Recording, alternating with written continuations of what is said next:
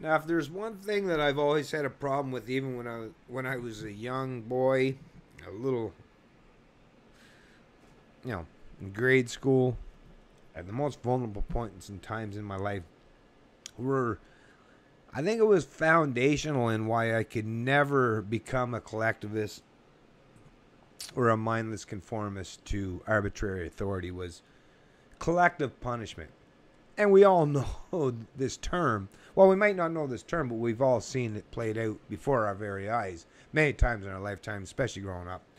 Where, somebody does something wrong, whether it's when you're a child or as an adult, and for some fucking reason, certain authority figures, which I call control freaks and sociopaths, figure that not only do they want to punish the person that did the deed, but they had to send a message to everyone else and use collective punishment. So, if some kid did something wrong in school, well, maybe the whole class missed out on a trip or couldn't have a special activity because of. So it was all collective punishment. And the whole point of collective punishment is that when you see anybody step outside of the bounds of what we're telling you to think of conformity, the circle of conformity, if anybody steps outside that bounds, well, you don't just want the authorities, the people, the control freaks and sociopaths in charge to fucking hate on them and punish them. Well, you want, horizontal judgment too. You want their peers to be, hey man, don't do that shit. Just like back in the old days, they used this stuff, during the days of slavery too, whereas the masses or the enforcers for the master would say, listen to some of the, the people that worked on the fields and the plantation that, if you see anyone that's not working as hard as they should be, if you rat them out, if you tell on them or whatever, we'll reward you, but we'll punish everyone else so that they get the point across so that don't ever do this. So preemptive punishment before someone's done anything wrong is nothing new. It's collectivism at its core in reality. In school, we saw this. In school is where you will see it most. It's most prominent in the public indoctrination centers that are commonly referred to as the public schools in this country. I'm going to read from a comment I had wrote a while back. Long time. A little thing I post on Facebook, and I'm just going to read from it.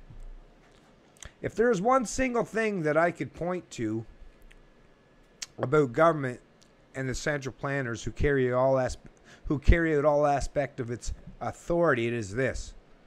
Why in the hell is it generally accepted that everyone must be punished or penalized for the actions of a very small group of people in society? I mean, seriously. It's the exact same bullshit logic that can be found in practically every government-run service. As a child, I first became aware of this authoritarian style of collective punishment in school. I can't tell you how many times some kid would do something the teacher or principal deemed inappropriate, only to witness the entire class or group of students being penalized for something they didn't do themselves. Next up was at a time when my mother and father had separated. For a short time, my mother had to go on social assistance. And it was then that I seen the very same kind of preemptive, punitive, and degrading tactics used against my mother just because there were many others who scammed the system. Once again, there was no underlying reason related to my mother as to why she should be penalized or treated as a second-class citizen just because someone else did something wrong. Growing up in predominantly poor neighborhoods, I seen and learned of the many other occasions where good and decent people who fell into rough times and had to use the services their tax dollars paid for, like going on social assistance or unemployment, only to be treated with utter disrespect and made to feel like they were criminals for no other reason than the fact that a small segment of people in society do take advantage of what is supposed to be a temporary safety net for those who truly need it. As I got older and got my license to drive, the idea of collective punishment reared its ugly head once again in the form of government-mandated insurance. Even though I had no prior driving record to draw relevant information from, insurance companies automatically put my rates in a higher risk bracket simply because other young people may have had higher risk associated with them due to accidents and other infractions. Fast forward to a driving while impaired charge that I got in 2011 while riding my ATV on a trail in rural New Brunswick. I was not in any accident and had only drank 3 tall boy Budweiser over a few hours, but due to the fact that laws have become so strict as a result of some people who can't handle their liquor and decide to drive and end up injuring or killing someone, anyone now caught with even the very slightest amount of alcohol in their system, now down to as low as 0.05, which is equivalent to 1 or 2 drinks, is deemed impaired. Combined with the fact that Canada has mandatory minimum sentencing for impaired driving charges, which once again just throws everyone under the same bus, regardless of the particular facts of each case, and it is a perfect recipe to utterly destroy the livelihood and career of anyone who makes their living as a truck driver, like I once did before this happened. I'm not looking for sympathy, nor do I suggest people do not need to be held accountable for their actions. I'm just saying that the whole idea of collective punishment as a punitive measure has on many, many occasions been proven to be devastatingly more harmful than the actual potential harm from any given activity. You aren't helping society by punishing good people for the actions of bad people. This is very important for anyone to truly understand.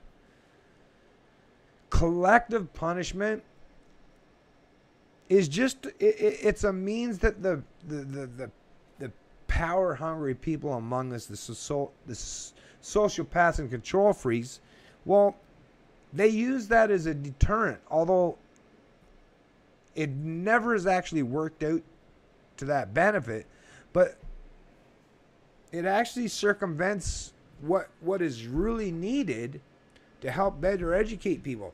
By, think about it. In your own life, when you've either raised your kids or when you were being raised yourself, what are the lessons that you learned best? Were they really the ones where your parents beat the living fuck out of you and were hypocrites or contradictory in their philosophies or their teachings? Or was it the things that you realized that were in your very core, in your heart, in your soul, in your mind, that you realized that the things that you did that were wrong, you knew they were wrong? It was omnipresent around you that if you did something wrong, you did something wrong, and you were the one that should suffer any consequences or ramifications of your wrongdoing. But surely you didn't look to use other people to be punished for something that you did. That's just, and if you did, well, that's the wrong mentality. Preemptive punishment or collective punishment is not going to, well, it has never. And the proof is in the pudding. Just look at statistics and facts. Collective punishment, preemptive punishment, mandatory minimums, none of them. I mean, even a couple of our media outlets, Stats Canada, there's been even multiple reports that have proven, although no one wants to present these facts because it means that they will have to fucking admit they were wrong, but the few times that they have, they're usually brushed or done real quickly and quickly forgot about, the next week. But I mean, what kind of evidence does it take?